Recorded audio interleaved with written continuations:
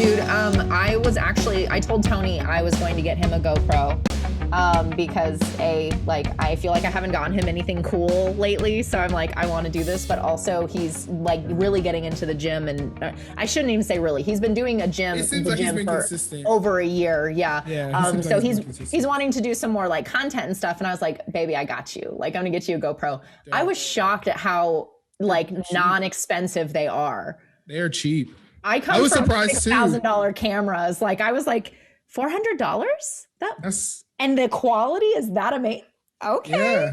And you can do like family videos and stuff with it too. So I was like, this is perfect. This is a great investment. I was kind of like, why do people, so I plan on using it to do these. So whenever we're doing like these type of meetings, and then when I do my meetings with my clients, I want to look professional. I want to look like my quality looks better than yours, and there's a reason, because I'm a professional. Yes. So that's I'm investing in that right now. And I also want to do some more on my Fun Fridays, do some streams of me actually like going through and doing work. Right. So to be able to do that, I need something that shoots good quality, but everyone who streams use cameras. And I'm like, why does everybody use cameras and when now GoPros are half the price? Do you plan on taking pictures afterwards? Like, why a camera and not a GoPro? I think that like, I feel like maybe people just don't realize the power behind the GoPro, because when you think about their branding, Kam, it's outdoorsy. It's all outdoors, sporty, people who are here for adventure and stuff. So I don't think even influencers recognize that, hey, this is like a fantastic piece of equipment that you can use for everything. Like I said, I wanted to start making more family movies. Like, that's the one thing I miss. And I remember watching, like, we still have like cassette or what are they called? Look, like I can't even cassette. The VHS. Oh, VHS. I can't even remember. What am I doing? Yeah, I'm like, I said cassette too, but we still have those like VHS home movies that my parents did on that big hunky camera. And I think that's so freaking cool. And I'm like, I want my baby to have, videos and stuff of what we did with her as a kid. So GoPro, guys, like. Well, and it's also GoPro, but phones are amazing nowadays. Phones are amazing. Yeah. You know that I would rather, being a professional photographer, sometimes I would just rather bring my phone. I've seen a lot of people okay, so we went to, when we did our Christmas card shoots, there's these two moms. You sent out Christmas cards? What? Did you send out a Christmas card and I didn't get one? We'll talk about that later. Okay. So basically the way their business model works is you come to them, they have like a scene set up, and they use your cell phone to take the pictures. Oh! Or your digital camera or whatever, but they never invest in a camera. They just have to set up the scene. Okay, that's really smart. It cuts the price, and they flip them. They do 15-minute sections, and they just get a bunch of people signed up for it, and their moms. So they just go to all the mom groups and stuff and say, hey, we're doing this. Low investment, so you get everybody in. Low time, so you can get a whole bunch done in a day. That is a very smart business model. It's so smart. It also sucks because that super fast, cheap photography is like a thing, but it is freaking accessible to everyone. So I love that. It's just, I think it was like $60. That's amazing. Like the fact that that is a very, very smart business model. And they just did it on the side of like, they went to like a suburb, and in the back end, you could see there were the mountains behind the scene. So it was mountains. They had like a Christmas little setup with like, look at them. It was smart. I was like, this is so cool. So wow. And you have photos when you leave. Yeah. Innovation. That really is what it does. And that's also, that is really great, because when you think about it too, kids don't like to stand still. No, Cass didn't the whole time. Which is fine. But the type of photography that I do, I want them running. Like, I want them like playing and having fun and stuff. But sometimes parents are just at their limit and they just want the picture and they want to get out. That is a fantastic business model for, hey, I know you have a busy life. I know you want pictures for social media. Come hook up here. Yeah, it was great. It was great. That's awesome. Look at that. I know. I always get impressed, like, because sometimes I feel like I'm a visionary, but I don't feel like I've unlocked that true business visionary-ness. Yeah. Like, Oh, I'm no. like, oh, that was a great idea. Like, why didn't I think of that? So you have fantastic ideas, first of all, but yes. I know, but are they? You want to look in my wallet? Like that. So I'm trying to get better at like coming up with like ideas and kind of running them to ground and trying to understand how to understand if they're a good idea or not. So yeah, that's awesome. That's me. And like, and I'm learning still. So when we're not even a year outside of me not having a job and doing life differently, but when I come up with an idea that I feel like is solid, I want to be able to have the capital to invest in that. So I think that's, sorry, what were you saying? I mean, that's just what you have to have. You have to have those things. So, and the time. And also that goes to say, like, obviously when you're starting out your business, for some people starting out this business is their livelihood. Like they're not making money. So this is what they're trying to do. So, I mean, that goes back to the last episode, just starting out your business and trying to get there. But where was I going with that train? It crashed. It literally, you guys, I has the dump today. My train crashes sometimes, and then we're here left with the burning material. I'm gonna drink my tea now. You almost. Sorry, the chair creak. Oh, you heard my chair creak? Yes, Yeah, this chair is creaky.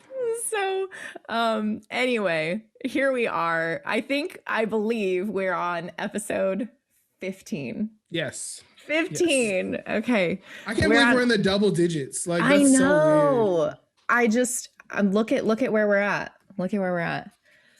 That's so exciting. So yeah, guys, welcome to episode 15 of Wisdom by Design. This is the podcast where we have successfully awkward intros, and you like to kick it with us. Obviously, you're here. So what is up, dropouts? Welcome home. We are a podcast for the creative looking to enrich their life with knowledge. We won't be giving you 3 ways to get rich quick. That's not how we do things here. We are for the college avoider, the corporate dropout, the person burning the midnight oil on their next big project. Yeah, we're talking to you. You're probably listening to this right now. It is 3 a.m. We've been there. We know exactly what you're doing. We are here to talk with you, offer up the processes that work for us in our business, and to be real about the ones that seriously suck. Okay. Yes. We've seen it all. We've tried it all. We're here to tell you what hurts and what works. Okay. So thanks for tuning in again with Kam and I, and we hope that this is your new fave podcast. Yes. I'm Jessa. And I'm Cameron, and I love to watch our podcast.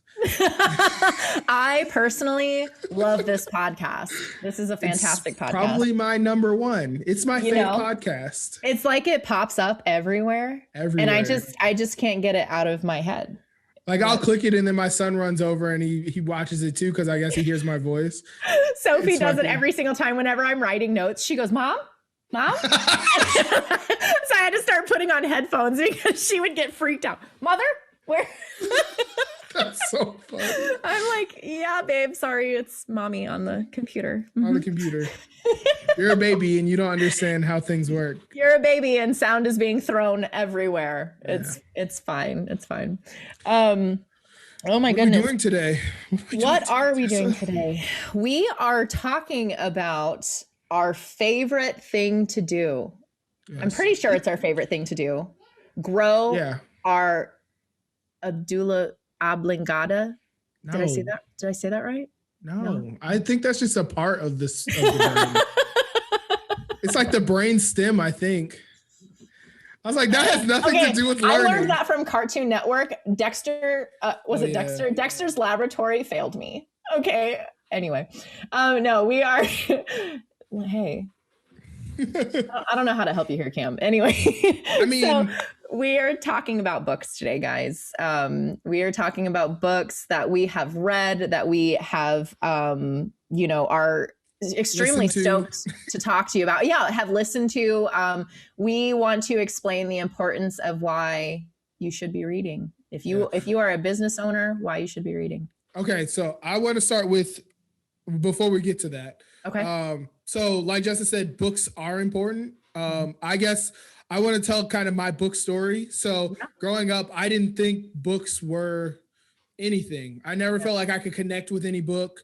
I would go to the library and be like, I don't care. Like these, and then you would sit in language arts class and we'd be like, well, we're reading Catcher in the Rye. Yeah. And it's like, I don't get this. I don't really care. I don't really understand what you're trying to get me to get. Yeah. And I guess it's taken me picking books back up again now in my adulthood and like actually having a place to like actually need to grow and learn in. So like business and design actually being somewhere that I'm interested in. Yes. So I think the first book I listened to it. First off, that is huge. Yes. Because I would always try to read books and then get lost and be like, whoa, where am I at?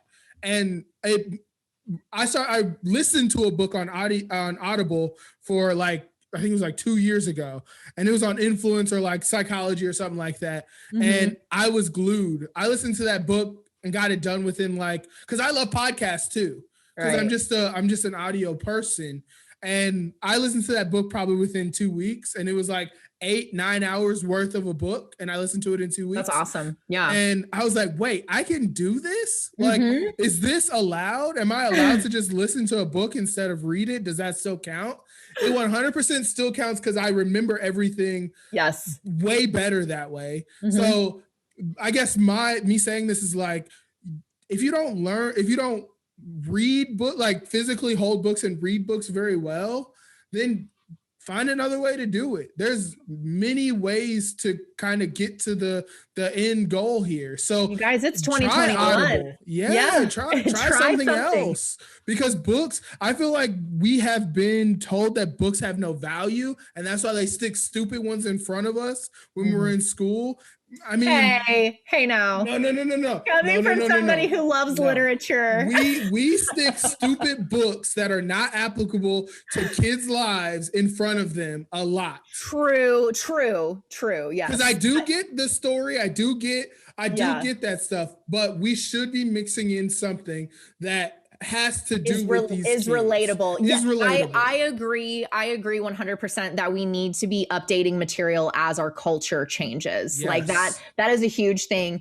And that's coming from somebody who is obsessed with literature. I mean, like from everything to writing and reading to just reading and getting lost in stories, period. Yeah. That's some place that I've always connected with. So, you're coming from the engineering brain, and I'm coming from the art brain. Well, so it's two different.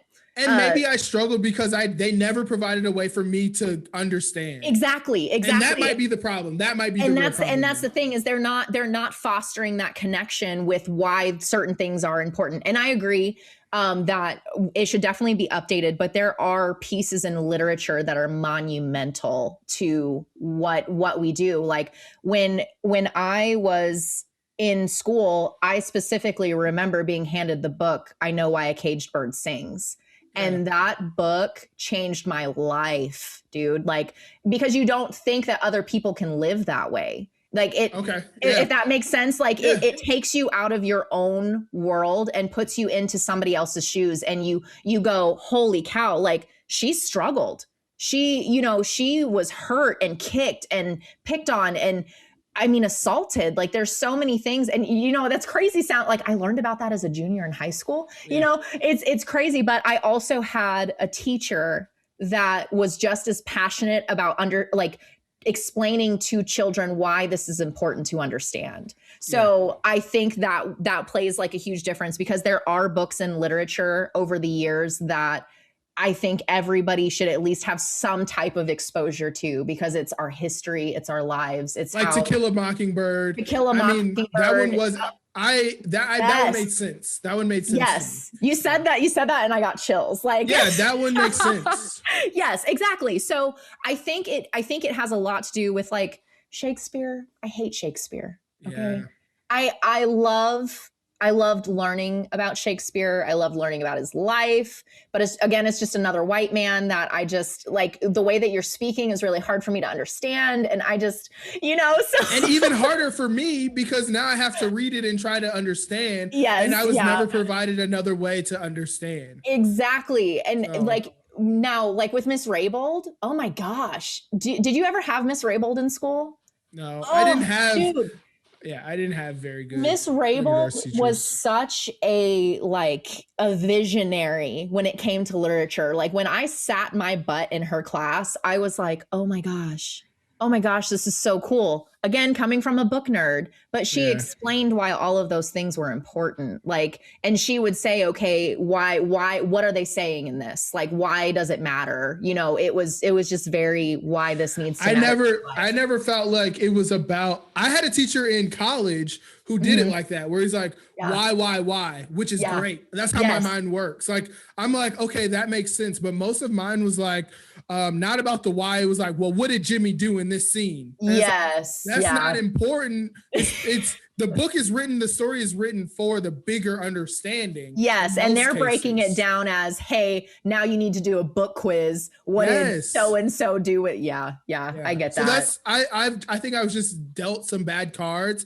and I guess this is me just owning up to that and saying, you can go and redo that, and you can go and fall in love with it a different way. Yes, absolutely. Because now the way I download books is I'll go take my dog on a 15-minute walk, have my Audible on in my headphones, and download it for 15 minutes. The next time in the day, another 15 minutes. The next day, another 15 minutes, and I just do it in little chunks like that, and it's great. And I'll walk in the door, Alex, can you believe this? Like, and I'm just excited about it, but. I think the first thing is we need to make sure it's in a way that we get it, and then make sure it's relevant to you. And you get it. If you hate a book, put it down. Yeah, stop forcing yourself to read. We're not in school anymore. You don't have to read the syllabus. Like if you don't like something, don't force yourself to read it. You may not be ready for that content. I've picked up self-help books, and I say self-help because obviously like they're in the self-help section, but that's literally what it is. I've picked up books that completely lost me. Yeah. I mean, I'm reading these things and I'm like, this is in a different language. I'm not connecting with this material. Yes. And like you were saying before, picking the things that you enjoy and then doing it when you like make time. I used to say, I don't have time to listen to an audiobook. I don't have time to read. Yeah. I put in my headphones and I'm washing the dishes. I'm cleaning the kitchen, I'm doing laundry, and I have my headphones in, or I'm playing it on my Google speaker and I'm listening to podcasts, or I'm listening to a book. Like I made it work for my schedule. So if you find content that you're able to connect with, put it into your daily routine to where it's not hard. Like literally have it downloaded to your phone, like Kam says, and do your walks that you already do. Or if you don't walk, I have to force myself to walk. Yeah. I go over here and while I'm doing my chores, I'm listening to it. Like listen to it in your shower. Cooking dinner, anything. Yeah. Like if ever I'm having a bad day, Andy Frisella, I will put his podcast on and he is like, get shit done. Yeah. Do it. And I'm like, yes, sir. All right. I can't handle that. I want to fight him. Like I'm like, really? put him up. Don't talk to me like that. Like you're like, sir, I'm being read right now. Yeah, I hate the podcasts that are very like, being mean about being a victim. I think with Andy Frisella, he's just he's very short and to the point, but he also explains why it matters. Like he tells you, dude, you need to take control of your own life. Like I'm shaking you right now and telling you have the control. And I think that's the part that I love because some things he says, I'm like, it's like a reminder. It is a reminder. And that's another thing.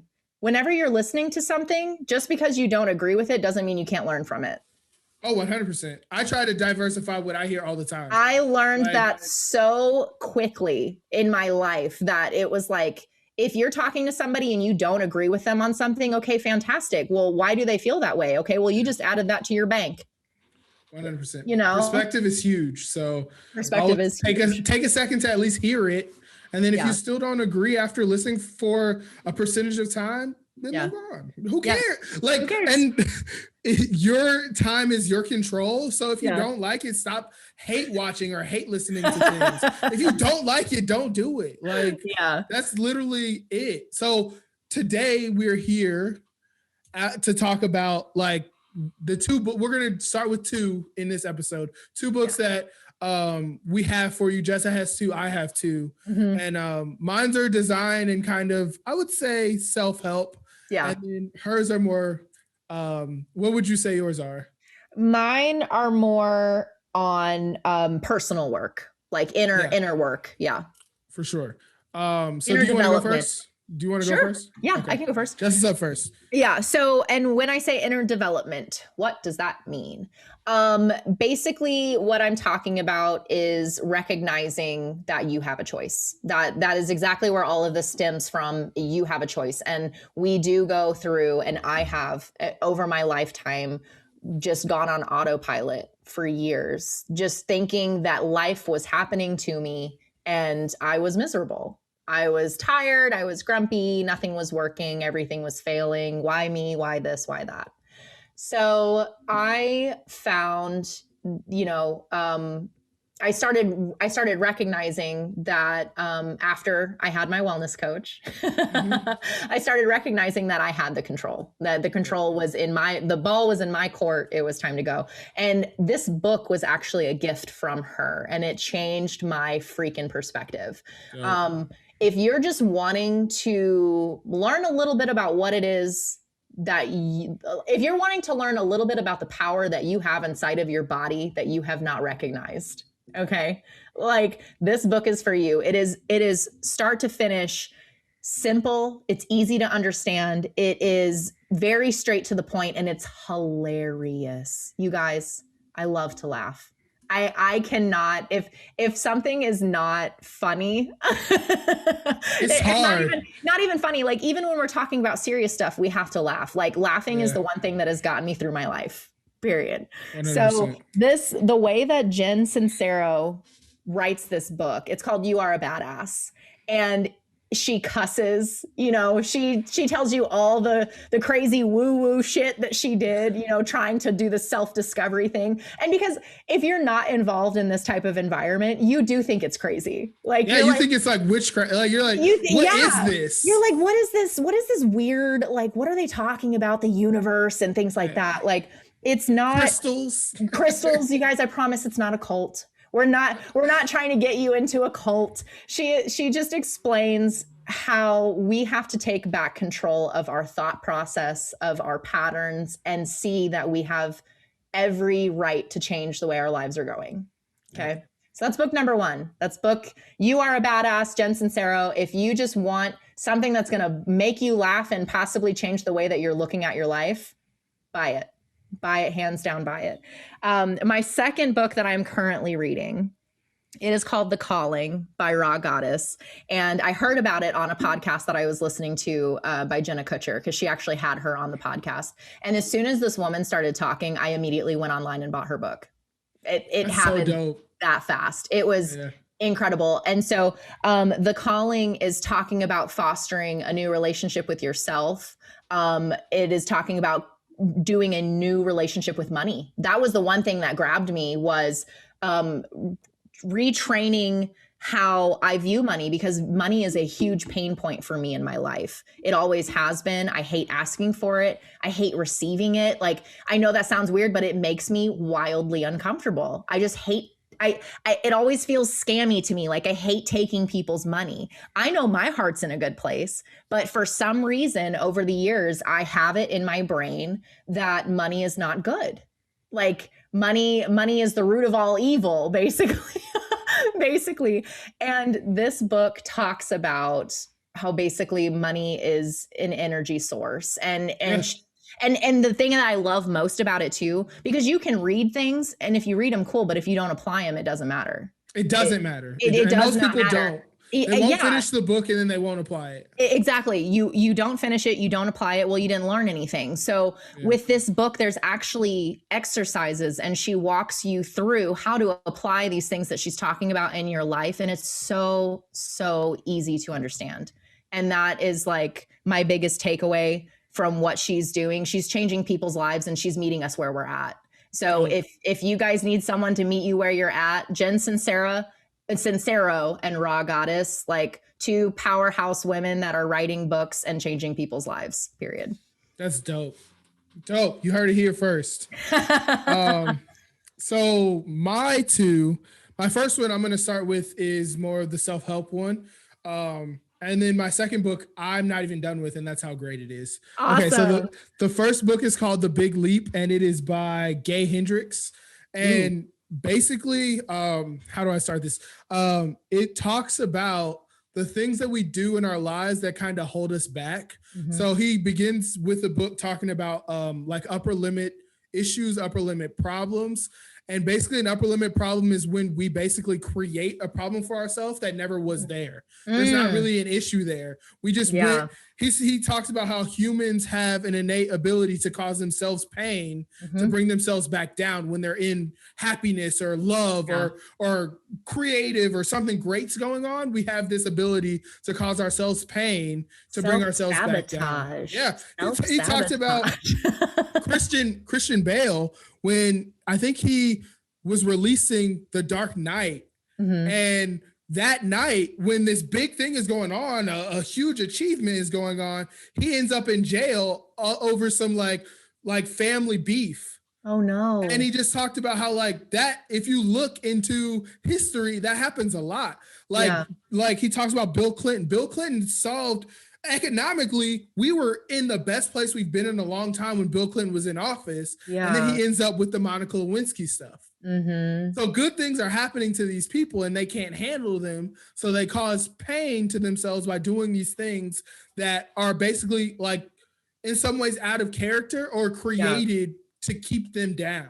Right. And I was like, that he even talks about when you're supposed to go do something, give a presentation, and you get sick the next day when you're supposed to give that presentation. Why do you get sick? Because you wanted to get sick so you didn't have to give the presentation. Oh my God. He's like, you even have to check in with sickness. Because you will hold and limit yourself.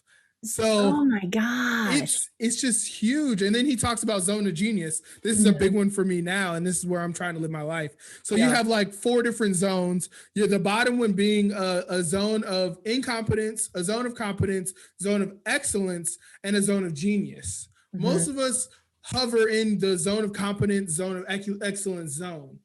And basically what that means is we do our best work when we're operating in our zone of genius because we're totally in love with what we're doing and it works the best for us. When we operate in those other zones, we're working inefficiently. So let's do it in like a time standpoint. So say I picked up a printer and I needed to set it up. I don't set up printers. So that's my zone of incompetence. So I do it. It takes me 24 hours to set up this printer because I don't know what I'm doing. But I go get Jimmy down the street who's a college student and sets up a printer every other week because that's what college students do. It takes him an hour. Right. So Jimmy's hour, because that's his zone of excellence genius, compared to my 24 hours when in my normal genius time, I get paid, say $1,000 to do anything because that's my zone of genius. That's what I get paid. I wasted $24,000 trying to set up a printer when I could have paid Jimmy. Jimmy didn't even want to take any money. And I just gave him $100. And that was it. So I am working on trying to get out of those places where I'm inefficient. Like for me, that's like marketing. It's a little bit of social media. Sometimes you have to do it, but I'm really working towards getting to a place where I can push that on to someone else who is able to do that with example. We have Sam doing our production in the back end and we pay Sam per hour. We pay him an amount to do that. He works for most of the time 6 hours. That 6 hours for me is a lot of money. And I wouldn't be able to do that. He can do it because that's his profession and he knows how to do it in 6 hours. He can do it for X amount and it'd be fine. And it's so nice, you guys. Exactly. So like we have little work compared to what Sam has to do. And if we did not have Sam, we would not be able to have a successful podcast. Exactly. I mean, so yeah, we probably wouldn't be at episode 15 if probably not. We weren't having Sam work and help. We found that out early. I knew that because I was editing some other content before, and I had to end up dropping the content completely because I couldn't edit and I felt so bad too. And I think that's what stemmed to it, like originally, because you were doing all the video content and I'm sitting here twiddling my thumbs and I'm like, this doesn't feel right. Like, I was like, this is hard. And I feel like we have a lot on our plate and it's not going to be beneficial. But I know how badly we wanted to do this podcast. So I was like, you know what? I know people. I have resources. Why am I not using them? In comes my cousin. Biggest takeaway, you know people. Go find. I even had a client who did this to me recently. He was like, I came to you because I know this isn't my zone. So I'm going to give it to you. I did too yesterday. I was like, this is great. Like when clients understand that, they give you the space to be great. Yes. She literally was like, Jessa, she said, I have tried and I've sat for hours trying to set up this website and I'm frustrated and I'm tired. I don't like it. Like I don't deal with computers. I don't want to have to deal with computers, you know? And I'm like, well, oh yeah, like absolutely. Because I remember when I was learning all of those things for my website, hours. The reason I'm good at it now is because it took me months to do my own. And so I unknowingly created a love for myself when it comes to building web design and going into it, which is so funny because now that I think about it, my dad used to build websites from scratch. Like my dad used to build computers. So whenever, I mean, I remember watching him take apart, you know, the giant computer towers and building them for his, you know, his friends and his, you know, the people that were needing these new computers. And that was when computers were like, you know, new, they were coming out. So, or at least they were becoming mainstream.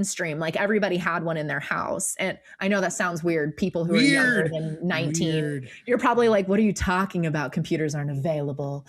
I didn't have one until I was like 7. Like I remember setting up my first email account going, what is IM Messenger? What is this? Like, so oh gosh, continue. Anyway.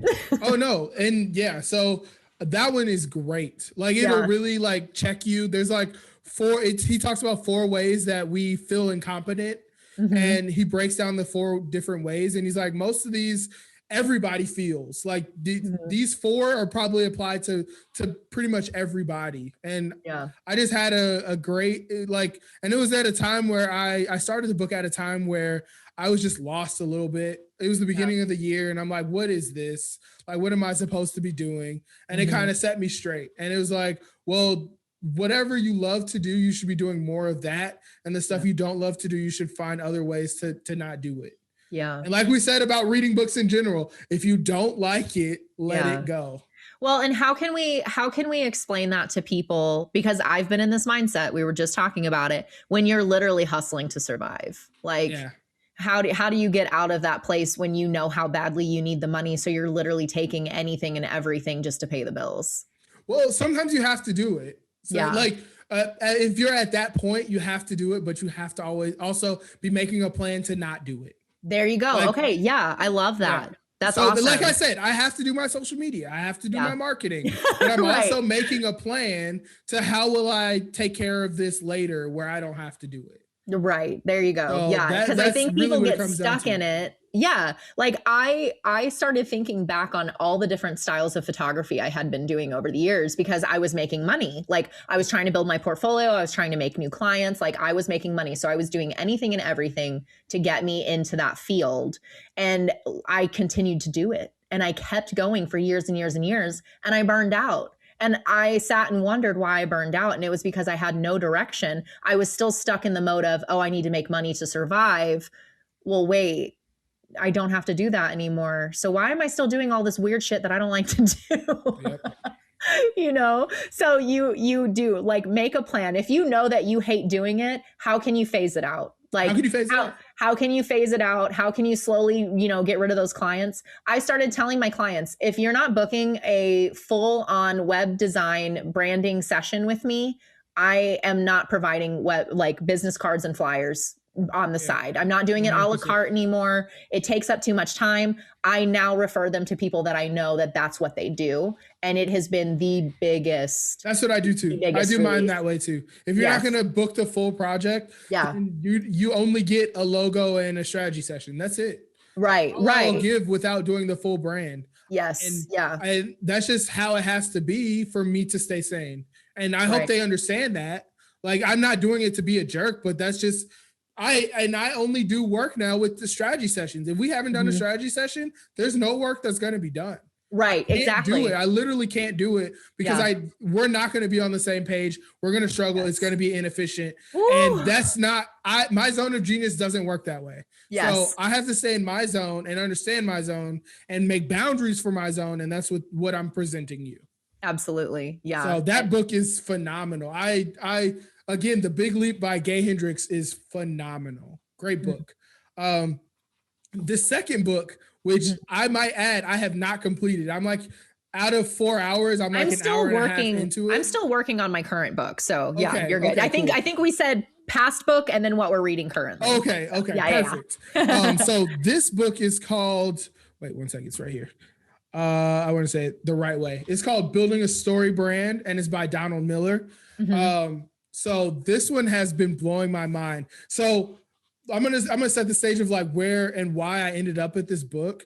Me and Alex have been trying to put together the power design. Like, what is power design? What does it mean? How do we connect? How do we make that connection to our customer so that they understand what we're trying to give them? Because I have this feeling that when I get a chance to work, it's great. Everybody loves it. But there's something in the beginning part where people don't understand what I'm giving them. I have no idea. I've recognized that now too with every single client that's coming in. This is I feel like this is a brand new field that we're getting into. Because I'm recognizing that I can't do logos or web design or anything without this branding strategy either. But I also am having a hard time explaining to my clients why it's important or even what it is. I feel like explaining what it is and why it's important is one of the hardest things. And I think that's where the misconnection is coming from. So I've tried to use social media to educate. So I've made a couple FAQ videos of what these things are, how do they work for you? And they just don't seem to hit the people I want them to hit with, which is fine. So this story brand book talks about the fact that story is literally the only thing that catches people's attention. It's the only thing and there's a formula for story, and it's the only thing that will have people, they have their life and then they have story. And if you realize, that's why TV became so big, because it presents people with story all the time. And that's why they're so distracted by it. Yes. So can I, are you in a good spot to where I can say this? Okay. So you just made a really freaking great point, and I just learned about the psychology of this. Are you ready to have your mind blown? Okay. So the reason that telenovelas and drama shows and, reality TV and movies and things like that are people get irate over those things. They have an emotional connection. They love those characters. They love the setting. I even remember whenever your favorite TV show ends, you get so bummed out. It is like a hangover from hell. You're like, and don't let it go out on a bad note. Game of Thrones, I'm not happy. See? Okay, Game of Thrones, I'm not happy. You see the emotional reaction. Well, you want to know why that is? It's because our brains are not physically capable of determining between a real person and a fictitious person. I knew that. Yes, our brains see this as, this is a person that we're growing feelings for, that we're falling in love with. In our heads, this is a real flippin' person. That's why boy bands are so big. That's why, because they're emotionally investing into this person. And it's just how do I say it? When you're thinking, when you're constantly saying negative things in your head or reliving, when you're constantly sabotaging yourself and creating scenarios in your head, your brain can't tell that it's not real. So the reason that you are like going down when you really should be going up is because you're seriously training your brain. Your brain hears everything. Oh my God. You are training your brain to do those negative, bad behaviors because you're not teaching it anything different. This is so wild. This is so wild because it's true. Like, you're absolutely dead on. I never thought of it because me and Alex will watch like trashy shows. Yes. Like, we've been watching 90 Day Fiance and Married at First Sight.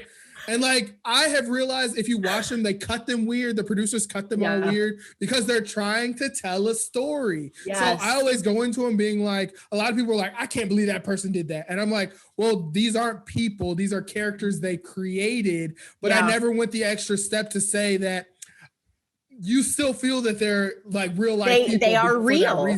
They are real people. And that's why we respond to brands. That's why brand loyalty is so big, because we are creating that emotion and that connection for our clients. And they go, oh my gosh, I love this person. Like, I love this brand. This brand always gives me great quality. I always have endorphins when this brand is in my house. Like, 100%. You know, I go nuts when I can get a new Mrs. Meyer's soap dispenser. Okay.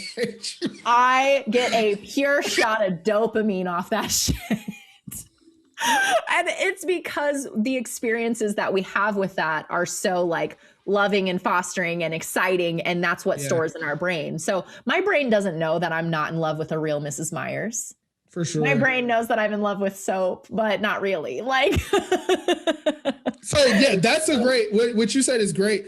And I'd never even realized that. But yeah, like the book talks about how you need a villain, you need a hero. And a lot of people think, this is a gem, a lot of people think that their business is the hero. Your business is not the hero. So your customer is actually the hero. And when your business is not set up for your customer to be the hero, they're like, well, I'm a hero. You're a hero. You'll be hero in here and I'll go hero over here. I'm looking for a guide. I'm not looking for another hero. I'm looking for a guide. Where's my guide? I'm looking for somebody to lead me. Yeah. So they go and do something else because they don't really understand what you're trying to do. I love that. It's great. So your business should be set up as a guide. So they talk about Obi-Wan and Anakin, and it's perfect. Like, it's perfect. And I'm like, so how do you get them to be the and then they triumph and they save the day, they win. And the villain has to be vilified. Like, they talked about how, like, in Mucinex commercials or stuff like that, they villainize mucus so badly. Freaking booger. Yes. It's a booger with legs. An evil booger. They make it an evil booger. Emotional reaction. You just had an emotional reaction to that. Every time I see those commercials, I want to throw up. 100%. Like, and they're not, no guys. Their branding worked. And it did. And you know what? I still buy Mucinex. Like, whenever I'm really sick, I always go to the local drugstore and I get Mucinex because I know it 100%. Works. But it's the first thing that pops into my head. No, you know it works, but someone else might have that same formula, but not the same branding. And you'll never try them. Right. Yeah. So it's just been blowing my mind. So there's like, he talks about like a 7-step system to putting a brand completely together, and you really have to understand who your hero is in this story and where they want to be and what's their problem, and like it's just crazy. Like, it's crazy to think of it as a story because we all love stories. So we've been talking about power design and like how I set power design. I always tell people, well, I do brand strategy and visual identity. That's what I do. But do I do that? No, those are what I use to give you the end product. What I do is I create brands. I create powerful brands.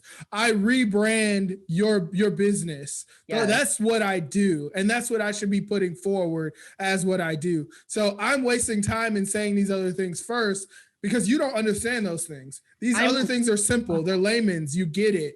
And then you'll want to work with me because you get those things. Yes. So it's been, and like I said, I'm only like a third of the way through, but it's and huge. What book is that? Because that sounds phenomenal. Yeah, it's called Building a Story Brand by Donald Miller. Like, wow. Okay. Yeah. great. Send me your list when we're done so I can make sure to link those for everybody because that is awesome. Like I'm literally writing notes Jessa, I'm while you're telling you, talking. me and Alex were listening to it last night and we're like, oh, that's our real villain. So we're going after what our real villain is and like what the people's real problem is, because I feel like when it comes to the internet, it's being harder and harder to get out there. To actually stand out is getting harder and harder. But the thing that will make you stand out is building a brand.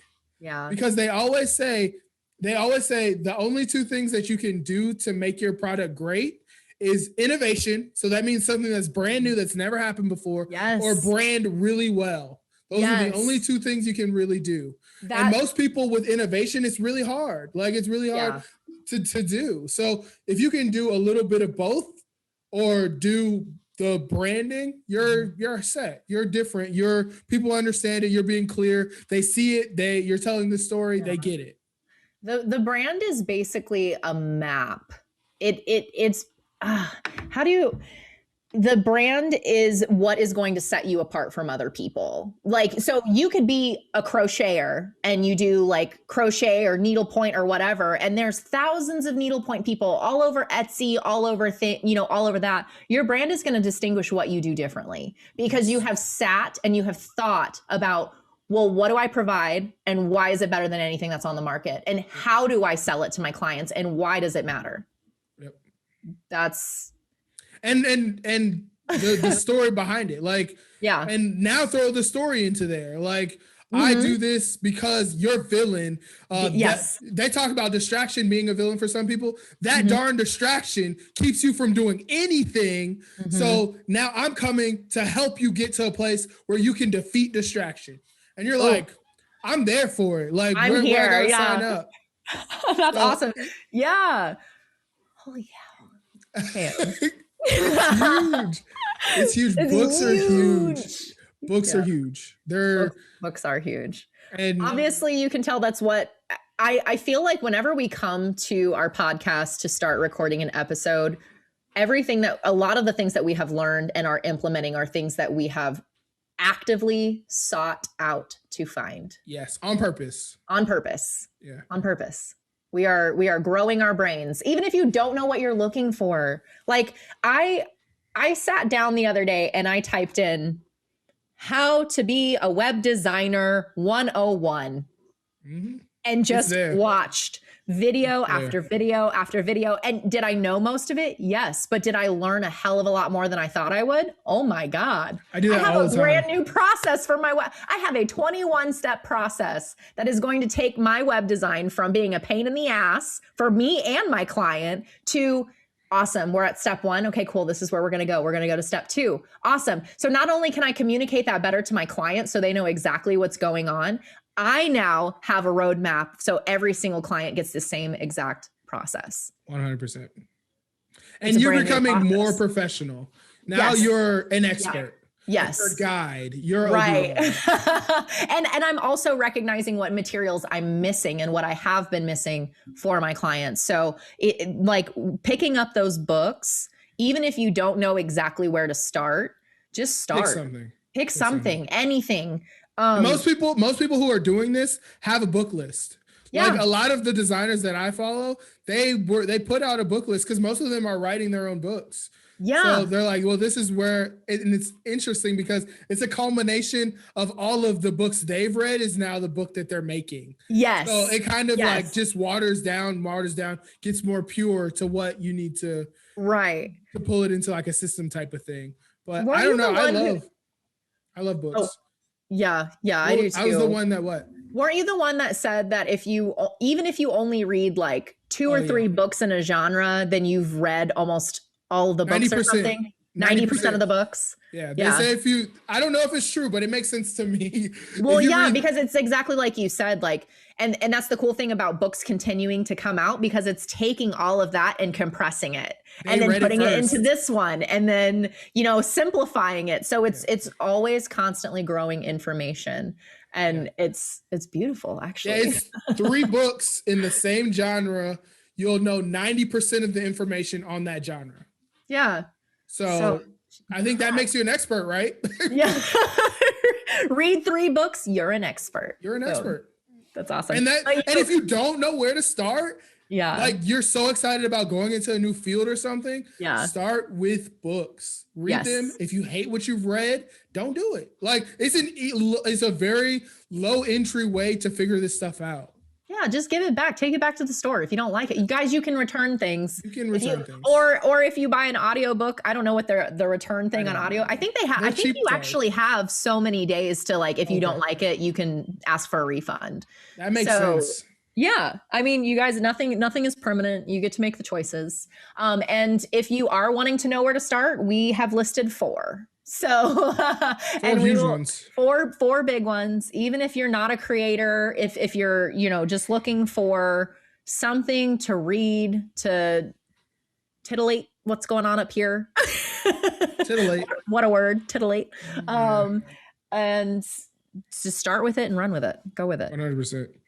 Yeah. And we'll have more. I like this type of episode because I have a bunch. Like I've read some on finance. I've read I'm really trying to, I felt like I was done a disservice because I didn't have the information I needed to be the adult at the age that I am. No. And oh my gosh. So that's why I sought out for it. Like especially the finance stuff. Well, yeah, the finance stuff. When we were in high school, the only requirement in high school for finance, for taxes, for budgeting, anything, 1 semester of a class. Yeah. 1 semester of a class is supposed to get me through my entire life. I don't know. Well, it wasn't supposed to. It wasn't supposed to. Right. Like they literally were like, here is a checking account. Here is a budget. Okay, now make a fake one. Cool. And then like expect that to stay in our heads instead of like applying it to actual life situations. And I did not learn anything that I know in my business now that has gotten me to where I'm at through that class. 100%. Well, and I feel like we talked about this. The Rich Dad, Poor Dad guy talks about the fact that teachers are people who don't apply what they teach. So we shouldn't be listening to them. Oh now, my gosh. if you got and befriended a lawyer or befriended a CPA who does this on the daily, they apply it, they use it, they would teach you the things that matter. Yes. So I'm not saying school is terrible, but we were taught by a lot of people who could care less about what they were teaching. Yes. So we should be seeking out the people who are professionals or are good at and do these things to get an understanding. Yeah. And I think that also goes to show like teachers are so important. Like when it comes to kids growing up, they are so important. Don't get us wrong. Don't get it wrong. However, I specifically remember teachers that, oh my gosh, like I remember teachers that made me cry because I didn't understand something. I remember teachers that kicked me out for asking certain questions. Like I remember getting in trouble or failing or being punished because I didn't understand something and because it didn't apply to me and I didn't know how to make it apply to me. If you don't understand how something works, why are you going to care? Yes. You're not going to care. And you're like, I've made it through school. You guys, when I graduated, I'm pretty sure I graduated with like barely passing, like a 2.8 GPA. I mean, barely passing in high school. Okay. Yeah. I made it that far because there were a handful of teachers that actually gave a shit. Like actually gave a shit about me failing because I said, hey, like I'm struggling. I don't understand. Come after class. We'll talk about it. Like, or, hey, there's this tutor that's doing this. Let's get you set up with them. And then we'll go from there. Or even just sitting down and saying, what's going on? Like, how can I help you? So those are the teachers that we need more of, but again, they don't get paid enough and it's not a way to make a living unless it's your passion. So 100%. Going off of that. And I got a 4. I was valedictorian when I was in high school. Yeah. I got a 4.0, but that wasn't that's because I was told schooling was everything. Yes. So again, when you think schooling is everything, you put and they always used to say Cameron's book smarts, but he's not street smarts. But they don't realize that the distinction between those things is application. Application. So I had learned and been taught a bunch of things that had no application. Yes. So that's why my head was full of that stuff. Yes, dude. I remember sitting in, it was geometry class. Okay. Math and me, we're not friends. Math and no, we don't talk. We don't communicate. We're not friends on Facebook. We're not friends on Facebook. I denied that request a long time ago. Out. So I remember sitting, and it was our final exam. It was my junior year of high school. We were about to become seniors, and every single person in my class was done with their quiz. They had put it up. They had left the room. I was sitting at my desk by myself, and I just started sobbing because I felt so stupid. Like, I was sitting there feeling like an idiot, and I did not know what to do. And my teacher walked up to me and said, "Jessa, why are you crying?" Yeah. And I was like, because I feel stupid. Like, I don't know how to do any of this. I've been studying for weeks. I'm exhausted. Like, I can't understand any of this. And she looks at me and she says, "It's just a quiz. It's just a math thing." She said, "You're not going to use this in your life." She was like, I know why you want to do this so badly. Like, because I needed to pass. It's almost like they make you want to fit in. Yes. Like they make you want to conform. Do you want to know how quickly I dropped my college algebra class my senior year? Because we sat down, and the very first day I had that same teacher. She told me, "Jessa, like, do the best that you can. And then it's not the end of the world. I promise. Like, this is just not something that, you're connecting with, and that's okay. Like, we'll move on, do the best." And I ended up getting a C+. I passed. Mm-hmm. But I ended up going into college algebra because I was like, well, if I knock it out now, I won't have to do it in college. I sat down, and a girl sat down next to me, and I specifically remember her saying, while the teacher was talking, "Well, if you don't get this, you're just stupid." That's really how they make. No, it was a student. I dropped the class that week because I said, well, I guess I'm stupid because I don't understand it. Well, and that's the other problem with schooling, because that's how I felt about other students too. Yeah. Because you don't understand, like, being a student. So you show up to school, there's a scale that ranks you based on numbers. People at the bottom get Fs and they're dumb. People at the top who get As are geniuses, but that's really not how it is. Like, I was listening to Gary Vaynerchuk. I don't know if you've heard of him before, but he's like a guy who's like, he's like, do it. You can do it yourself. Yeah. You can become what I am, which he has this like multi-million-dollar marketing agency type of thing. But he talked about how his parents let him fail. They were like, he would come home with like D's and F's, and they'd be like, "We know this isn't your gift. This isn't where you're going. You thrive." Because they had money. Like, I think their family had like a wine business or something. Yeah. They're like, "We know that's where you don't really work out there." So they let him fail, and we're okay with it. Yeah. And he came out of it being successful, and the thing he actually cared about, because he put his time into the thing he cared about instead of the thing that was his zone of incompetence. Right. And I mean, I get that we need to learn history, math, geometry, like all those things. Like, if we're not exposed to it, how are we going to know that we love it? How are we going to know that this is something that sparks a passion in us? But I think it definitely goes to show that teachers do play a big role in that, because if somebody is struggling, or I love when they're like, "Oh, this kid is acting out," and they don't care. Well, why is that kid acting out? Did they not get food last night? They may not have eaten. Their parent may not have come home. Like, there's so many things in our education system that get left out, and it sucks because you cannot save everybody. But if our education system is more focused on failing people instead of trying to figure out, well, what's wrong with our education system that so many of these kids are struggling, like, especially in inner city areas, especially in these different like locations, do we not have the resources? Do we not have the passionate teachers enough to like get in there and get in their heads and help them? It's 100%. a whole thing. It's a lot. And then don't even get to virtual schooling. Do these kids even have internet? Yeah. My mom's been a school teacher for like 30 years now. Yeah. She's about to retire this year. And she was telling me that on snow days, they don't even get snow days anymore. They have to do work. But I'm like, well, what if their power went out due to snow? Or ice? What are they supposed to do? Are they just now counted absent, and that goes against the kid and the parent? Like, what? we're not even thinking about the lowest like case scenario. Like, do you know what happened here in St. Louis? So when they switched to online schooling because of COVID, there were thousands of students, thousands that do not have internet, low income families, all of that, thousands. Our internet company took it upon themselves here in St. Louis to set up free hotspots for these children so that they could do their online schooling. It took the corporate giant, the internet company, to say, okay, we understand that not everybody has this. Let us help, because these are these kids' education. These are the times that they really need to be involved with other people and growing social skills and learning and all of that. And now they're stuck at home and their parents don't have the means because they're working 3 jobs.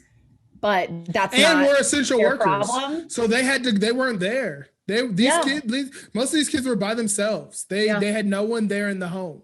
So like, I don't know. We really need to take a look at the way we're doing schooling. I have a solution. And when Kam runs for Congress and Senate, he is going to Congress, Senate. I'll throw my solution out there real quick. I think some of these teachers that are being underpaid, I've seen a lot go and do they're doing community-based learning. So teachers are going in the communities of maybe 4 or 5 families are going and paying for this teacher to teach their kids at a central location like somebody's home. And you have a real teacher who can actually affect change in this family of 5s, like these kids, and they're being paid for, they're getting paid what they need to be paid. And these kids are having, instead of 30 kids in a class, they have the 5 that are their neighbors in a classroom.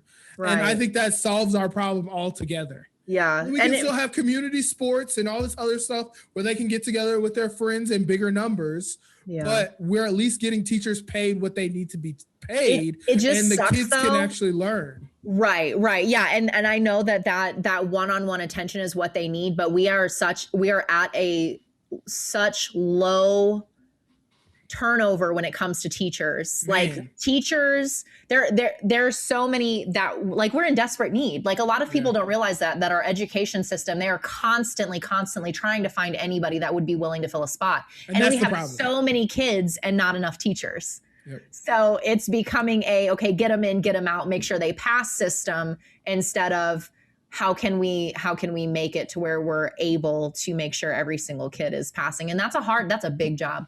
That is a big job that is going to take years to fix. It's going to take a while to turn around. It is going to take a while to turn around, but I think that we recognize now where there are things that we're hurting and we're having a hard time, and we're letting our younger generations fight for it, because it's becoming, I remember leaving school not feeling like I was capable of doing anything but photography. That is why I clinged on to photography for so long. Little did I know that when I got into college and it was a completely different learning system, the learning was put into my hands, and there were professors that were freaking ecstatic to explain why I needed to care about the war in 1857. And they had time.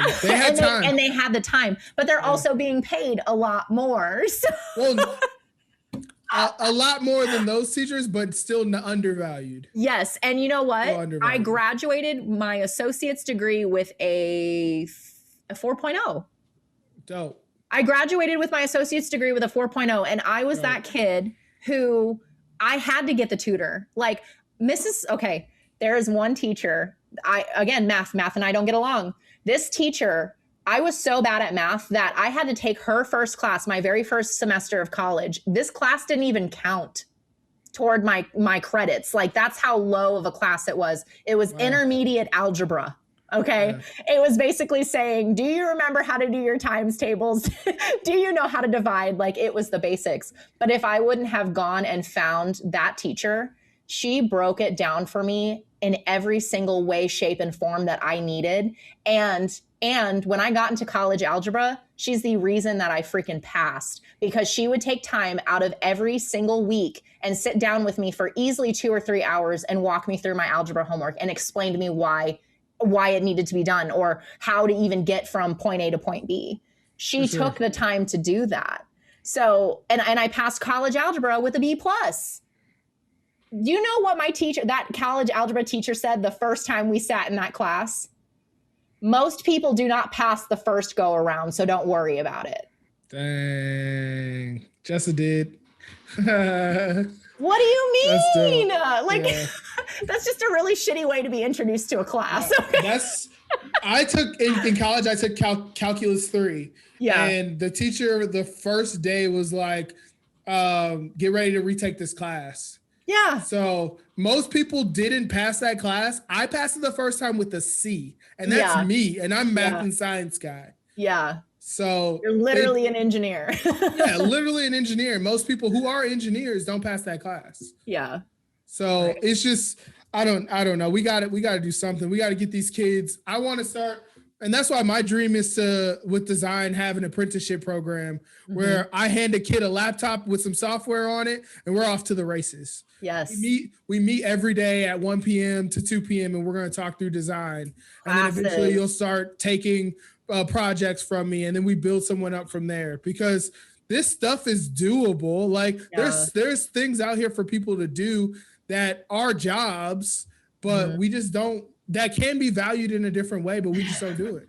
Let's not even get started on why art culture is not respected in education systems. Man, that's a different episode. That's a whole other episode but it's about to be. It's about to be. Yeah. These young Black and brown kids deserve something else other than being an engineer, lawyer, doctor, basketball player, musician. There's other stuff out here. There is other stuff out there. And I think if somebody would have told me, hey, this is a viable class, or this is something viable that you can do with your life if you really work at it, I think I would have had a different route. I mean, what I'm realizing being a parent is Sophia is learning everything from me. Everything. She doesn't know anything of the world. I literally teach her why a stove is hot, or the consequences of putting your hand on something hot, like things that we're like, well, that's basic. But it's not. I mean, I had to explain to her why, like, what a homeless person is and why that's a thing. And that's a hard conversation to have with a 3-year-old. It's hard. She's just crying, thinking somebody took our food. Yeah, it's hard. And I'm like, no, baby, like, we're giving somebody else food. They don't, it's you don't think about all the things that we're teaching them. So if we're not able to get ahead of what they're going to be learning and the possibilities that are endless. That's huge. Cam, I'm going to tell you something. I have always, always, always, always wanted to be a student of Savannah Art and Design. Savannah Art and Design College has been a dream of mine since I was in high school. Really? Always. Why? My grandmother used to cut out clippings because she lived in Georgia. She used to cut out clippings of all the amazing artists that were going through that school that had newspaper like articles about them, and she would mail them to me. And you want to know why I didn't go? Why? Because money. Oh yeah. Because it was literally going to be like $60,000 a year for me to even sit down and be able to work with these people. And I remember the hardest thing I ever did in high school was prepare my portfolio to sit down with these amazing artists and teachers and professors from this school, because they came to St. Louis. That sounds very intimidating. That portfolio, and I sat it down and they looked through it and they said, this is really great start, blah, blah, blah. And they were doing that for free for people that wanted to just see where they were at in their journey. Like, and I said, well, this is too hard. I'm not going to do it. So I didn't do it. Like, like, what are those things that you guys want to do that we're not doing? Because, I remember my teacher telling me, Jessa, this school is really expensive. And don't get me wrong, I know that she meant well. I know that she wanted to give me like a real honest adult look at money. But, she was like, the school is really, really expensive. And I know it's like your number one choice, but you do need to think about that. And so I thought about it and decided, well, it wasn't worth it. And so I walked away from it. Yeah. So I have a couple of those stories too. Yeah. But man, we're in a different place now. I feel like you have to have those stories to go forward. And I'm going to be honest with you. I understand colleges are great and great people went to these colleges. Yeah. The amount of information you've gotten just teaching yourself. Oh, I know. Is priceless. I know. It is priceless. That $60,000 is equivalent to the education you've given yourself at this point. Right. Well, and and I did learn that. And I think I just so badly wanted to be a part of that environment and that school, because everything that they do is just out of this world. And the artists that come from that, like we have a friend, Janie, who went to, she was already like super talented, creative. And as soon as she came out of that, it was like, holy cow, like all the things that she had been practicing and implementing, it was just beautiful because they force you out of your limit. But you're right. I started doing that for myself. And now 100%. Instead of spending, that $60,000, we're at a place in our culture where YouTube University, you can 100%. Learn anything that you want. You can learn anything. You can learn anything you want. And then you can go a step further. People give out online classes now. Yes. There's Skillshare. There's, I think it's Domestika. There's a bunch of places to go. Antonio and I have a masterclass pass, and we have the year subscription, and the stuff that I have learned in those masterclasses has blown my mind. It's a lot. Completely.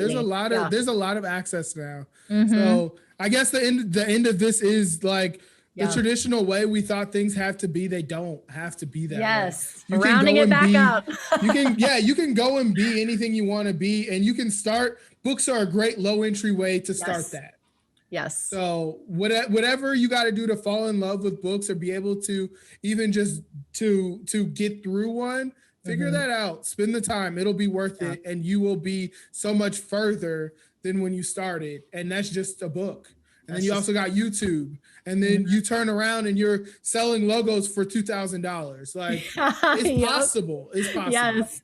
You guys, I went from charging like $175 to set up an entire website to clients that don't even blink an eye at $1,200. Don't blink. Like, don't blink. And even that is low. Like I'm still in the very beginning stages of getting this, up and running. And that is low. So it's like anything is at your fingertips, you guys. So that being said, thank you for tuning in on another passionate podcast by Wisdom by Design. I like it. Passionate podcast. We are jumping off of our milk crates now. If you guys have anything you want to say, anything you want to add, please join us on Instagram. We are Wisdom by Design podcast on Instagram, on YouTube. And then you can find us across every single podcast place. I always have a hard time with this one. Yeah, you do. Audio place. Yeah. Can you tell audio's new to my life? She doesn't get it. I don't get it. I listen to him all the time, but I still can't tell you. Join us there. Join us anywhere. We're here every single Friday, and we're excited to talk to you guys about this because obviously it matters, and you matter, and we want you to succeed. So we want you to succeed. We want you to be a hero. Be that hero. We want you to be a hero. This is your story. Take it by the balls. We're the Obi-Wans. I'm Obi-Wan, y'all. Where's my lightsaber, Cam? I can put it. We can have Sam put it in later. Just need him going across the screen. He will literally charge us $800 for that. I know it's not. Okay. Well, we are going to sign off. My name is Jessa. And I'm Cameron, and we are glad you guys decided to spend some time with us, and we will see you next time, Dropouts. Hasta luego.